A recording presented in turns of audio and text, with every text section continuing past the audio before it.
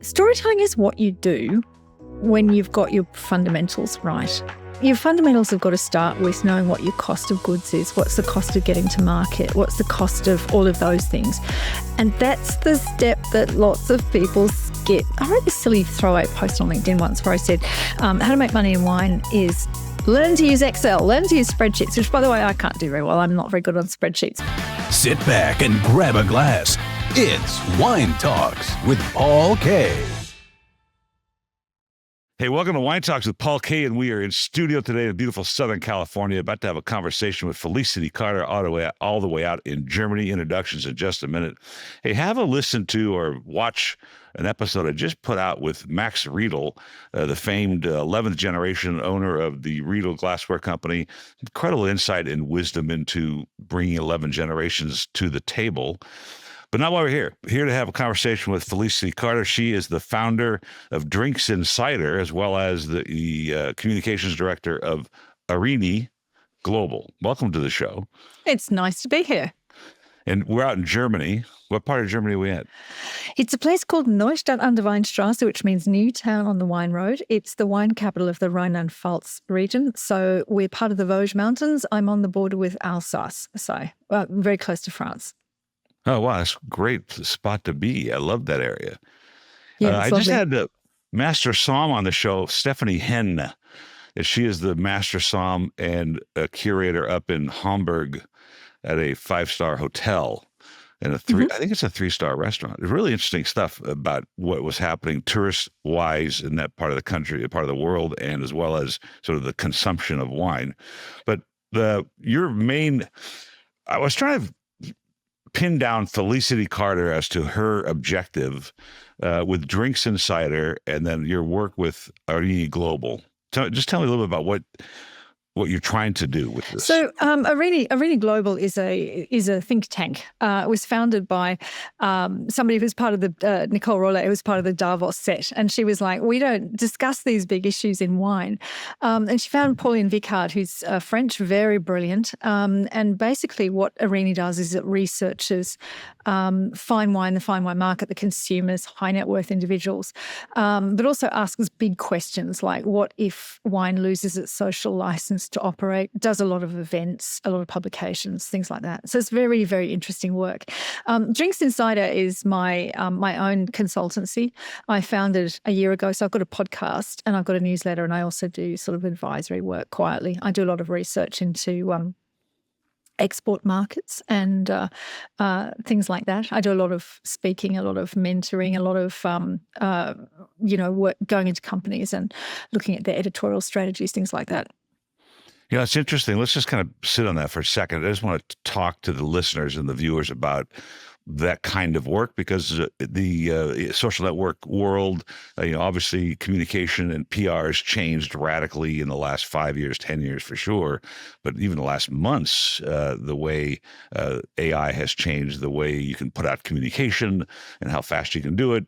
I often find myself now even clipping somebody's article and putting it into ChatGPT to see if it was written by AI. Yeah, I do that too. But how many hours a day do you spend writing? Oh, way too many. I can't write constantly. It kills me. So I do a couple of hours a day, but I do a lot of other things. Like I write a lot of strategic documents. So actual writing, like the hardcore writing, it'd be a couple of hours a day. Because interesting. And that's it. That's as much as I can take.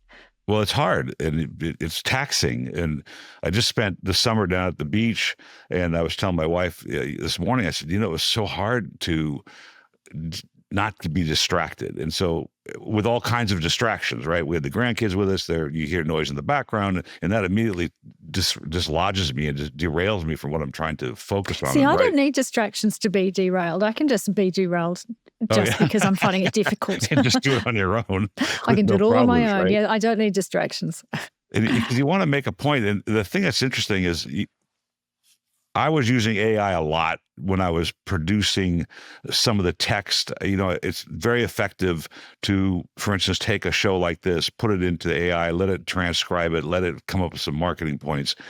But I found myself back to just writing my own stuff to the extent of when I want to post a description of a show like this one, I make sure that I just write it myself because it's just more authentic, and you can just tell. I'm actually giving a talk about this in Chicago for Wine to Wine in October. I can't remember the dates, but the problem with AI is that, or generative AI, is that it is trained on the average of the internet. It's trained on the bell curve, and it's also trained by whoever does it to make sure that it's as non-confrontational and non-disagreeable as possible, because companies like AI don't want to get sued, and they also don't want people, making bombs and doing like that. So when you use it, it defaults to the average. So if you use it a lot to write, it is going to give you the most banal possible thing that it can do, and that's the problem with it. It's really dangerous. My wife accuses me of being nicer to AI than I am to her. So. Well, the AI is probably nicer to you. It's also been trained to be quite sycophantic. So when you give these speeches like in Chicago and you're talking to industry leaders, wineries, or everybody in between that deals with marketing and communication in wine? Yes, I mean, marketing is not my thing. I'm not a marketer. But yes, mostly these days people ask me to talk about alcohol control policy. That's what I've been doing a lot of speaking about, and I do a lot of talking about sort of international trends and what's on the horizon. And in the past, I was asked a lot about wine tourism, which I used to do a lot of work on. So marketing as such is something I can kind of pull something together, but it's not my area of expertise. So this is so interesting. 'Cause when we spoke earlier, like a few weeks ago, I was telling myself, you've got to stay focused. She covers a lot of ground. She's got a lot of experience, a lot of parts. And my brain right now is moving in all kinds of directions as to where I want to have this conversation. And I want to stay focused because it's so interesting and you have so much experience in doing this. But, we're confronted in this industry with a lot of headwinds right now. And that's true. That is an understatement. Yes. But what does that mean to the extent of hasn't this industry gone through peaks and valleys over many generations? I mean, this is a 6,000 minimum year old product. No, I do think, the famous words, this time it's different. They're always dangerous. But I do think this time is different. I think if you look at, there's a really interesting book I read in the 90s. It's called The Empty Raincoat by an economist called Charles Handy. And he talks about the fact that most industries or most big companies have a 40-year cycle. And that everything sort of peaks and then declines. And I think if you look at the modern wine era, it's probably coming to the end of that 40-year period. If you look at the early 80s, it's a period where it really took off, and then it internationalized and globalized, and consumption peaked in 2007 in the world. And I think we've been on we're coming down the other side of that great expansion. So in some ways, we're actually, I think, reverting to the historical mean. You know what? Those are amazing statistics. I lasted 35 years selling direct to the consumer, in the sense of the company still exists, but it is a mere shell of its former glory. And when was its former glory? It was 2007. Was the last. Interesting, isn't it interesting? It's really interesting. It was the last sort of year where I felt, hey, I got this under control and I really know what I'm doing. And then this steady decline in 2019. And I thought, well, 19 was going to be tough. And then 20 hit, and COVID, was great for us. And then, of course, it failed after that. It generally failed as far as marketing is concerned. But why do you think that cycle exists? And what's in this book that says, well, here's really interesting. So what he said everything exists on a bell curve, everything. And so what happens in most companies, what will kill them is they get to the top of the bell curve, which is their maximum success. And at that moment, they all go, oh, look at all the things I did that brought me to this success. I'm just going to keep doing them because they're obviously working. And at that point, it is a mathematical certainty that you're going to go down the other side. So at the moment of maximum success, what you should do is you should change what you're doing. And unfortunately in wine, that decline in 2007, which was a real warning sign, there were a couple of things that happened after that disguised the fact that wine was probably on that downward tracked. So first of all, there was the big bang of February 2008 when the Hong Kong government dropped its duties on wine. And what happened was in the global financial crisis, all of the fine wine and all the big wine suddenly found it had a new and lucrative market in Hong Kong, which was the gateway to China. And so the great China boom took off, and that peaked probably about 2012. But around 2011, 2012, the wine industry decided it was going to start to market heavily to women. And so it brought lots of, and it did that pretty aggressively and pretty badly, I think, but it brought a lot of new consumers into it. So all of this was covering the fact that there was an underlying decay beginning to happen. This is, just every subject you talk about brings me the new things to peel back, because the women in wine has been an issue. It seems to have subsided a little bit, but back in those days, when you're talking about 2007 and 2012, that sort of range, it was very popular in my trade to go after mothers. The drink of you post. Your afternoon drink or your evening drink after you've had the kids all day, or they picked them up from school, put them to bed, and now it's time for a glass of wine. And there's this whole movement to market to mothers. Yeah, and I think that did horrible damage to the wine industry. I think that was one of the gravest mistakes that was made in the last 40 years. I mean, at the time, I remember standing on stage railing against this horrible marketing of the mummy juice thing, which was selling, and it was always selling crappy wine. It was not selling fine wine or good wine. It was selling the absolute crappiest bulk wine on the sort of, and the awful thing was how many women were doing it as well, how many women were marketing these awful things. But they made wine into something that, is a drink to relieve you because your toddlers are screaming too much. And I think probably, apart from the fact it was a horrible, it was patronising. It was treating people like they were just a market that you could shovel this kind of crappy wine onto. But I think that did a lot of damage. I think what we're seeing now with Gen Z, I have no evidence for this, by the way, so it's just my opinion, but I think nobody wants to do what their mother does, and you've got all of these young people who looked at Instagram and went, well, that's what middle-aged women do, is they drink too much because they're stressed. I'm not going to do that. That's interesting, because I do believe part of this problem today is not only that, and it's certainly that ties into it, the crappy bulk wine.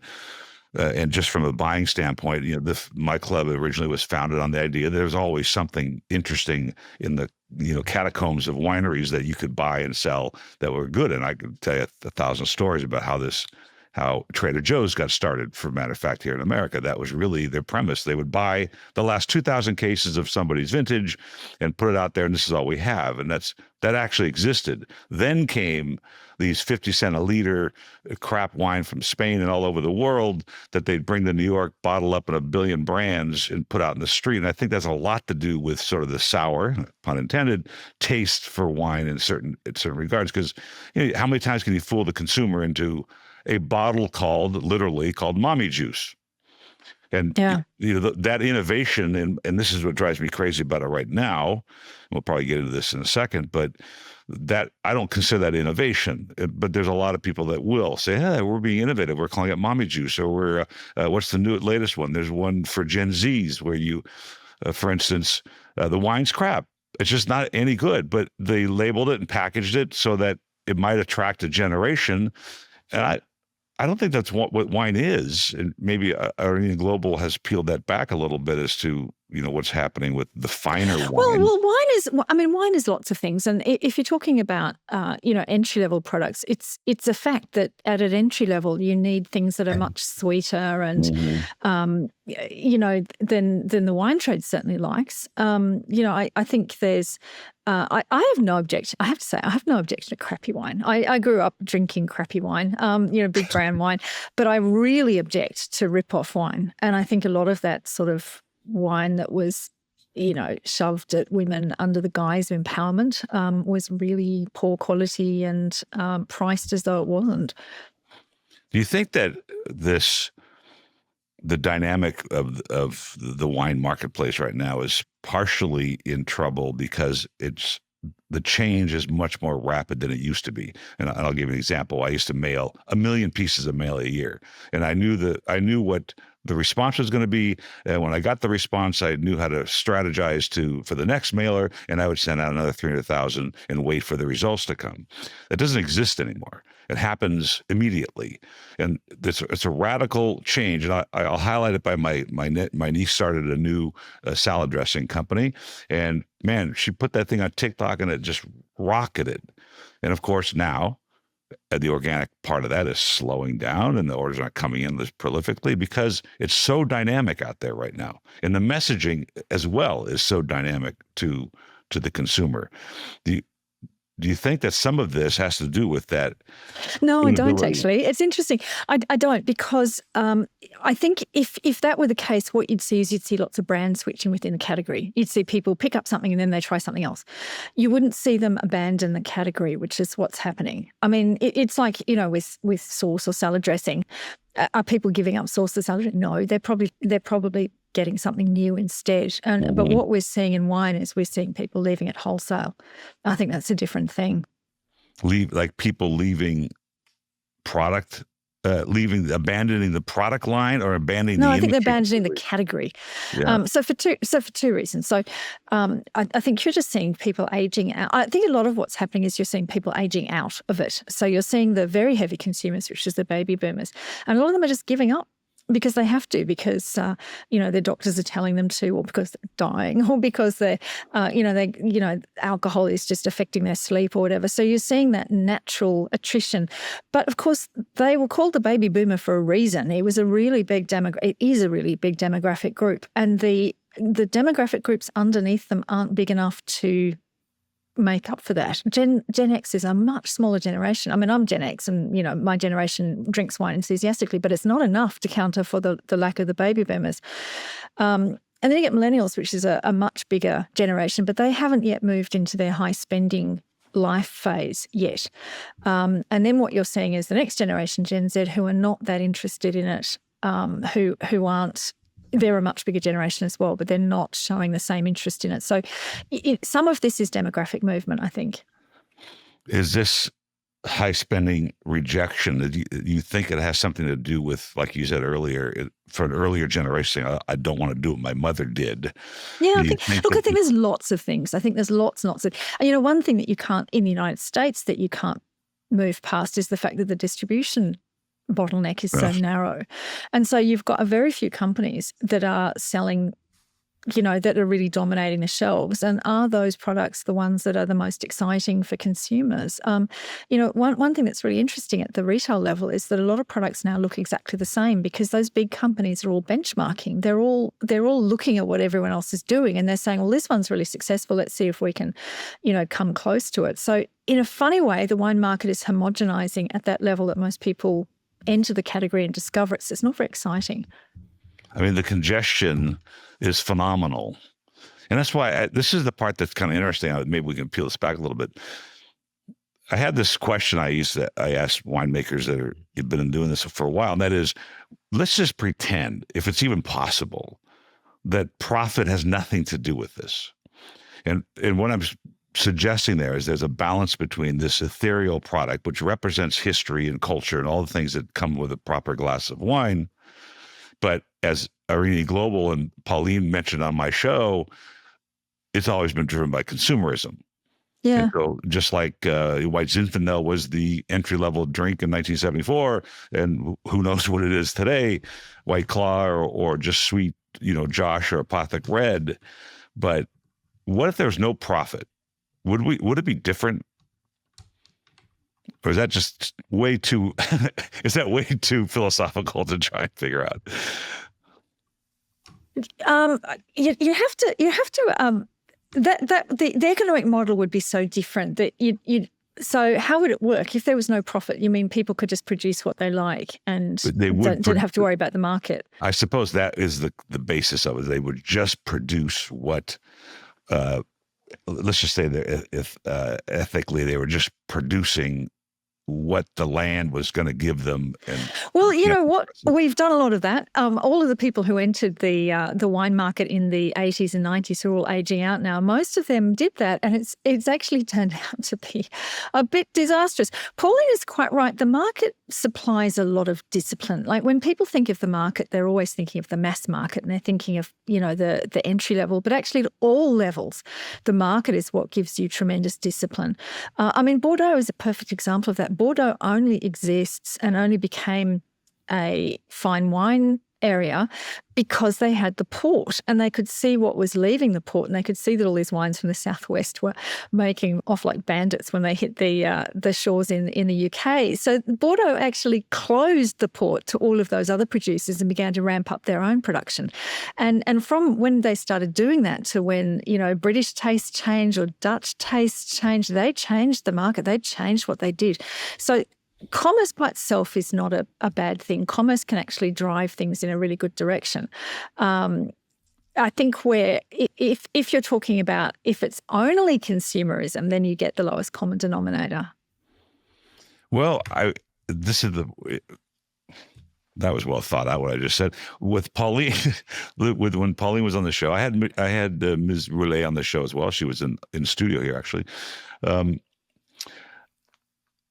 When it's consumerism drives things, and I started to think about Madame Clicquot, you know, where she was sending a cepage to Russia and sending a different one to England, and was able to, you know, understand that marketing that back in the late 1700s, which is pretty phenomenal. And so it sort of obviously validates the idea that consumerism drives what we do here.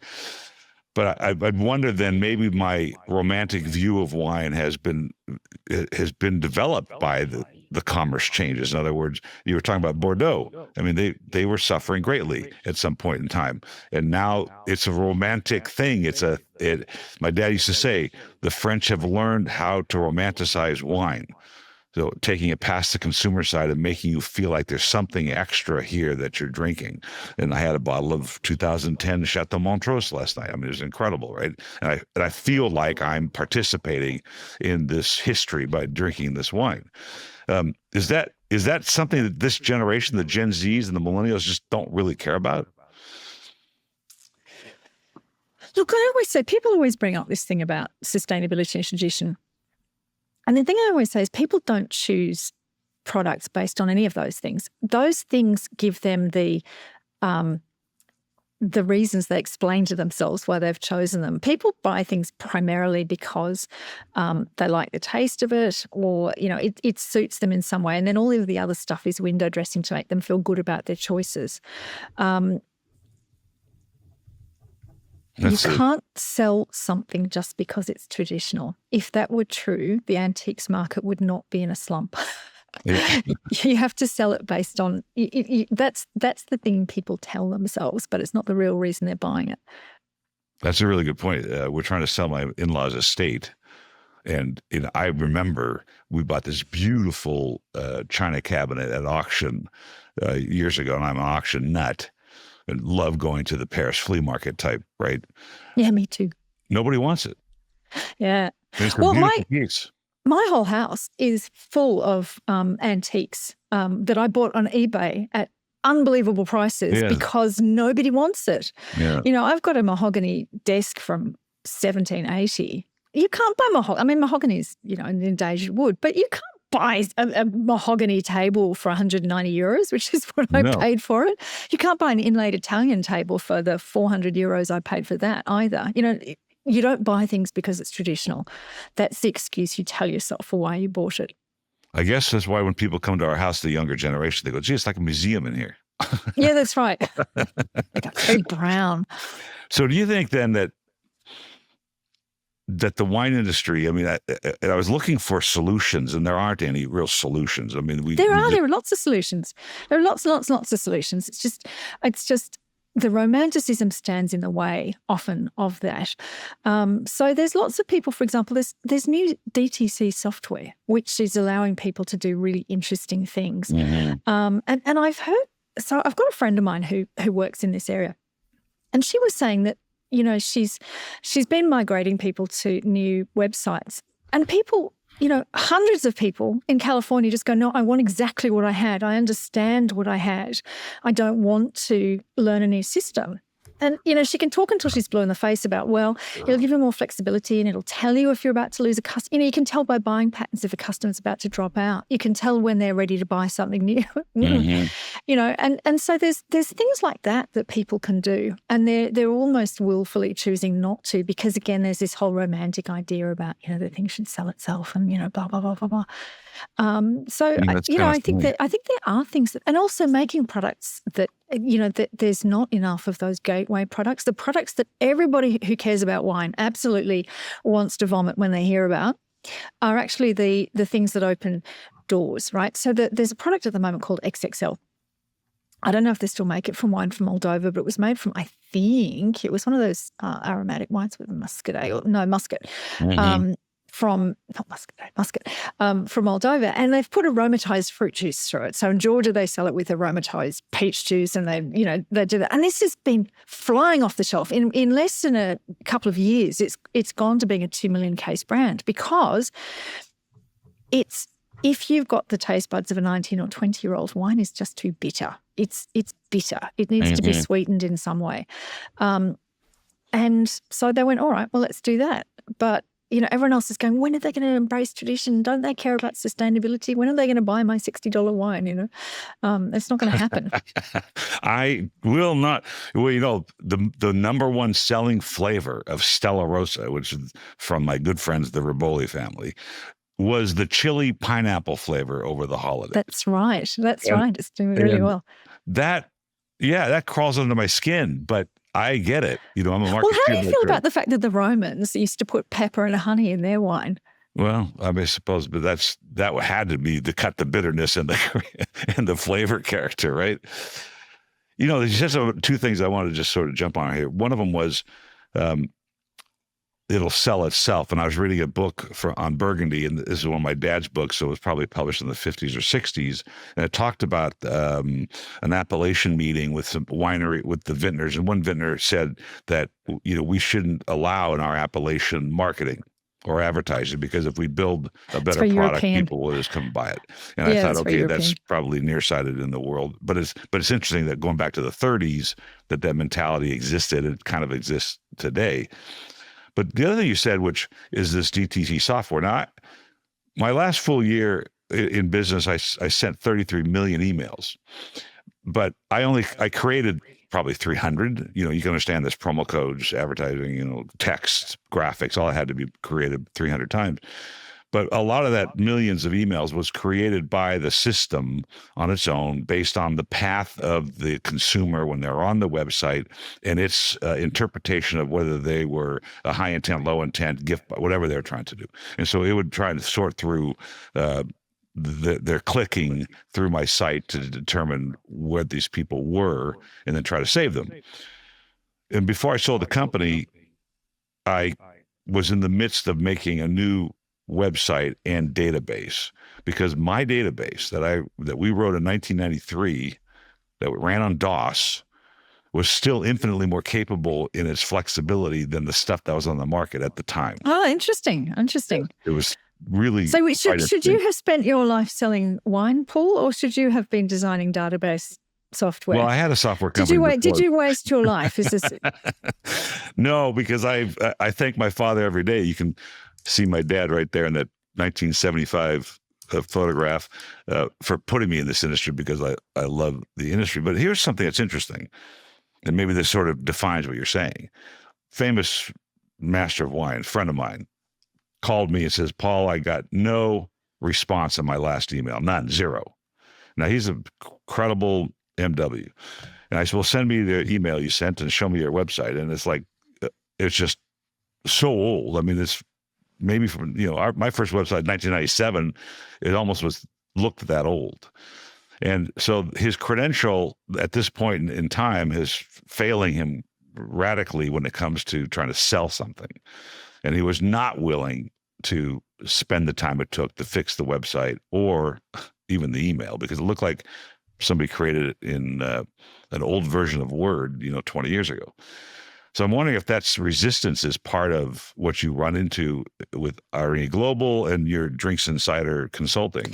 Well, funnily enough, Arena Global, no, because it's like I said, it's a think tank. We do thinky philosophical things, but most of the people that we deal with, you don't get to be in the world of fine wine without being like super smart and super commercial, right? The least romantic people that you will meet are some of the people that run the really fabled wineries, because they didn't get to be fabled by sitting around doing nothing.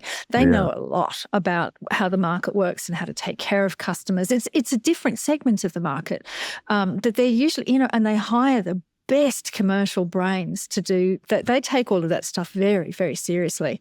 It's usually people who had some other career, and they've gone into wine because they love wine and they don't want to be a lawyer anymore. They're hopeless and they resist because they dumped all of that. They left all of that behind them and now they just want a nice life. Yeah, right. It's very common, actually. Well, how do you explain then with some of these things? And maybe we're ready for a new movie. Maybe you and I should make a movie. Oh, maybe we should.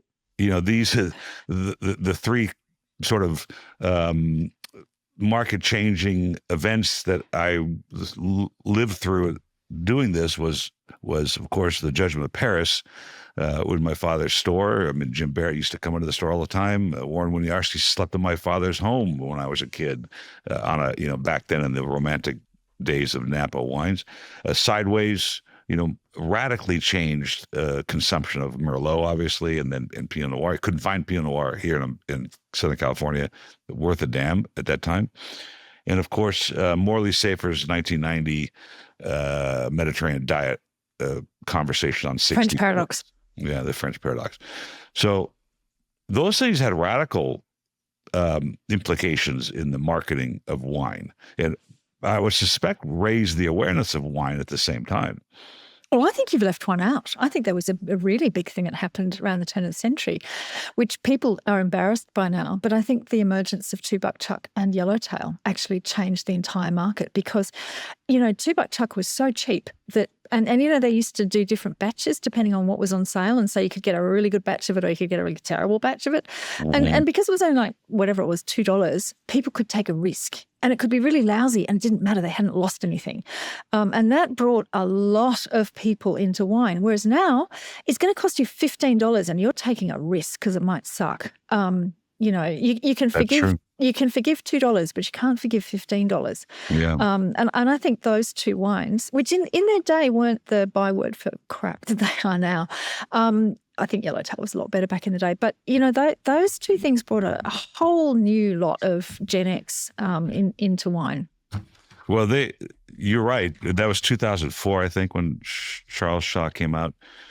There was a couple of things to that, though. Charles Shaw was a brand at one time prior to that. That's right. No longer around. And there was a huge glut of good juice. Well, there was in Australia as well. And so Yellowtail back in and also the Australian dollar was really low against the US. It was $2 to $1 American dollar. So they were able to sell a wine that was a $15 quality for about $7 because the Australian dollar was so low. And there was the grape glut. So that all of these people had this really fantastic fruit lying around that they could make these. And of course, what happens is, then it corrects itself and then the fruit goes down and whatever.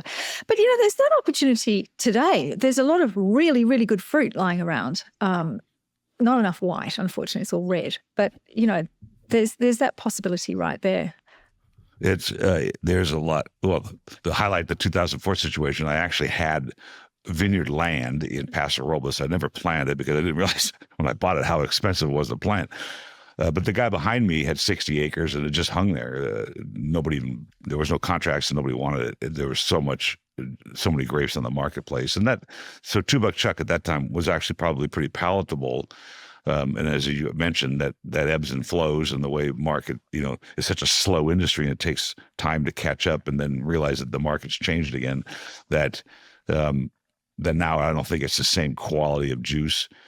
And also the same premise that Wine of the Month Club and Trader Joe's were founded on. There were good things to do. It's agricultural, the ebbs and flows, and you never know what you're going to get. What's your objective now with Drinks Insider with the platform? Are you addressing the consumer? Are you addressing the No, it's for the wine strictly trade. the trade?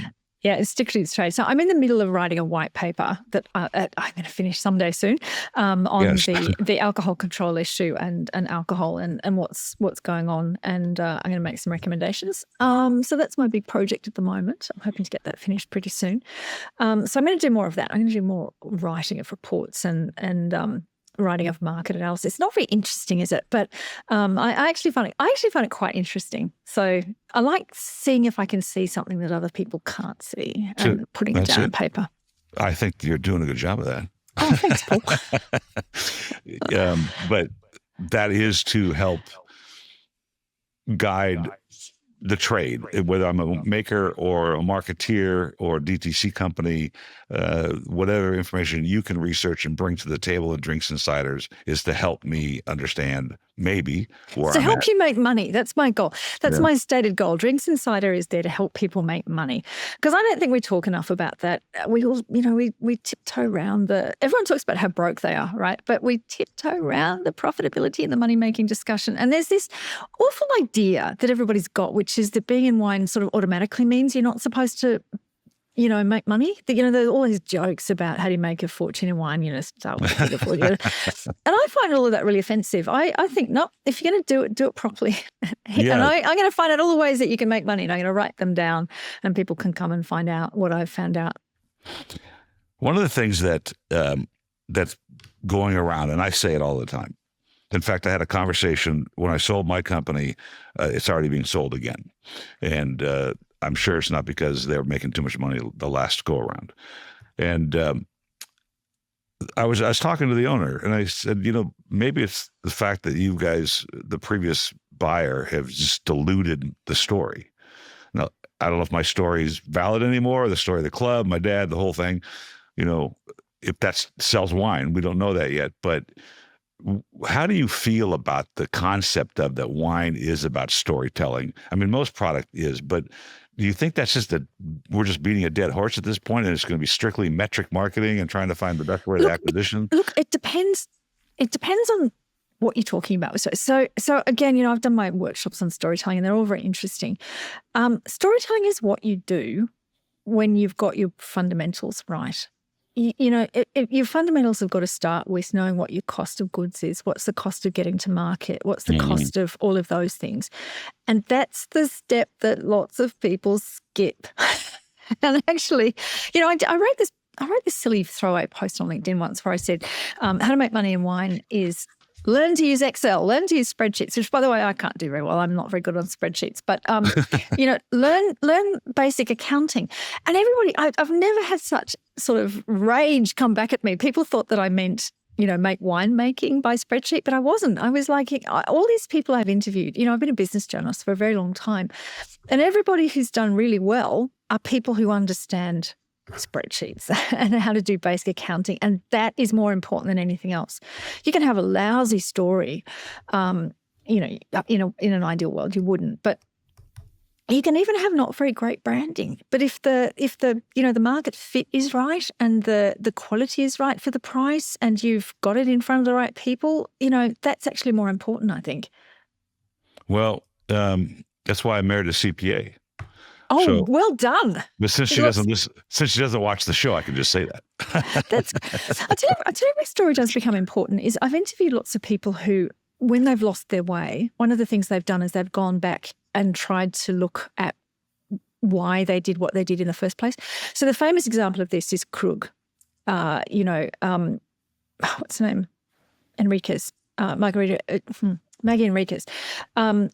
Was brought in by LVMH to turn it around. And the first thing that she did was she went back through the historical documents. Why did they make the decisions they did in the early days? And they sort of put themselves back in touch with their historic roots, their storytelling roots, all of those sorts of things. And actually that did turn it around. LVMH will never tell you the numbers, but apparently it went off, apparently it started flying off shelves. And I think there's a lot of examples of that, of people going, okay, so we've moved away from where we were. What did we set out to do in the first place? Who are we? And sort of asking themselves those questions. And those are really powerful questions. You know, it's interesting. I did a podcast with a local chef. His name is David Slay. I ran into him. He sounds like he should have been a butcher. Yeah. Well, I think, first of all, I ran into him in hot yoga. And I realized that this was David Slay in hot yoga. I would not go to that yoga class. Well, actually, the podcast I said, and you go to the hottest corner in the whole room. I don't know how you do that. He goes, I have to do that every day. But the point of that is he's got 4 or 5 restaurants here in Southern California. And the quality of his restaurants is very good. He's got a French, he's got Italian, he's got a steakhouse, he's got a casual restaurant, all with the Slay moniker. But he mentioned that none of the kids that come out of cooking school know how to use Excel. Which led me to believe, and we talked about a little bit, that he is completely driven by the metric of restaurateuring. And if you don't do that, you don't have a chance to do this. And I reflected on a conversation I had with a Napa wine register writer just before COVID hit. COVID was coming, they knew it was coming, lockdown was coming. And she's like, what are we going to do here? Because there's too many, we're all farmers in general, and we don't even have a chat bar on our website. And I go, that was pretty revealing. It's kind of what you're saying. If you can't manage the business side of doing this, it's going to be very difficult to rise above through romanticism only. And look, I look at the arts, right? So the arts are really interesting. So that's the most romantic of all, endeavors, really. If you go to the great art schools in the world, or maybe not here in the continent, but certainly St. Martin's in, I think it's at the fashion school in London. But if you go to the art schools in New York or London, or if you go to the great music schools, they will teach you how to put on an art exhibition. They will teach you how to get an agent. They'll teach you how to price your work. Mm-hmm. If you go to the Sydney Conservatorium of Music, they will teach you about, you're going to spend a lot of your life singing at weddings. Here's how you price what you do. They understand that your life is going to be very, very hard if you set out to be an artist or a singer or a flautist or whatever. And so they're like, here are the financial skills to get you through it. And I think, well, if a bunch of flute players can learn those basic skills, why in wine is just the very idea of talking about, accounting and cost of goods and stuff so repellent? It's a really good question. And I think that's probably one of the examples and one of the reasons why you're a successful surgeon or you're a successful, government contractor, and you have all your money and you go to Napa and you buy your chateau, and then you realize that the minimum you have to charge for a bottle of wine is $200, and there's not that many people buying those wines, and you got to figure out how to market it. And all of a sudden now metrics and marketing. And I went through dozens of consultants selling wine online to learn that, when it comes down to it, you have to understand it. The consultant's not going to make those decisions for you. You have to know who your customer is, and you have to know based on the metrics what's going on. Or you can't do it. I think a lot of what's gone wrong is just too many rich people involved, actually. I remember when I first came to Europe, I used to go to Provine, and because I was the editor of a magazine, I used to get it stopped about 2014, I think. But for a while I was being approached by rich people, right? And you could tell how they got rich by where they bought. So if it was a telco from Britain or a lawyer, they'd go to Languedoc. If it was a Swiss banker, he'd buy in Tuscany. You could tell who'd made their money how by where they bought. And they all bought these properties, and they're all like, I'm going to live the wine life. And not one of them had thought about distribution or whether the product had a good market fit. Or, I remember one guy who went to Languedoc, I think Entre de Mer, made this 20-pound red and went to the market, and they said, well, we only really buy 2-pound whites from the Entre de Mer. Have you got any? And, I think there was so much of that. I think people who'd made money in other fields who brought this idea that they were sick of corporate life and they didn't want that anymore. They wanted the big bucolic country life. I think that's actually done a lot of damage. I agree with that. It's pretty amazing. And it's a whole other story, and we're almost out of time, but I do want to touch on the wine tourism thing and in this viewpoint.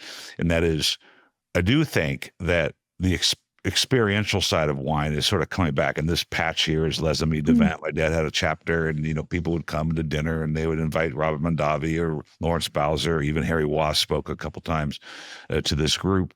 And so people came away with a memory, with a conversation, whether they understood or not. It was kind of irrelevant. It was, I know this wine now. I know if I see it on a menu, I'll be able to at least have some cognizant review of it in my head.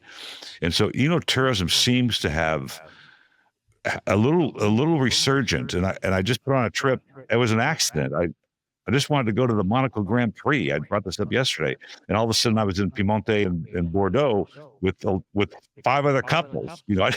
I did not bite this up. I did not want to be. Okay, that's either a very nice experience or that's hell on earth. Yeah, exactly. But I told my wife when we landed in Piemonte, I didn't want to put on a wine tour, but it ended up being really good, and I will never do it again because it will never be this good because everything worked. But the point I'm making is having this conversation yesterday with Lilet Grigorian from the Armenian Tourism Council. Is there a resurgence in that? And do you think people are seeking the experience through culture, to find culture through traveling for wine, wherever you end up? Yes, there has been since about 2011, because, one of the things that happened was so a couple of things happened which was really interesting. One was after the global financial crisis, a lot of professionals who'd worked overseas had to go home to wherever home was, and they were actively looking for the foods they left behind, especially people who worked in places like Southeast Asia and then went home. And so there was this huge resurgence in interest in food. I mean, there had been for the last 30 years anyway, but after the GFC, people got very interested in traveling specifically for food. And the other thing that happened around then was that airline prices dropped. And so there was suddenly a lot of culinary tourism going on. And that almost automatically boosted wine tourism as well. Wine tourism sits in an area called experiential tourism. So people don't tend to, unless they're really, really hardcore wine people, they don't tend to go, I'm going to France next year and my itinerary is only going to be wineries. They tend to go, I'm going to the Loire Valley, and as part of that, I'll tack on some wineries. But yes, it's very, very much probably one of the most thriving sectors of wine. And actually what's really interesting is that people are now beginning to do wine tours who don't drink alcohol. A lot of wineries are starting to find that they're having to cater for people who are never going to be their customers. And they're starting to think about how they do that, which is really interesting. That's really interesting.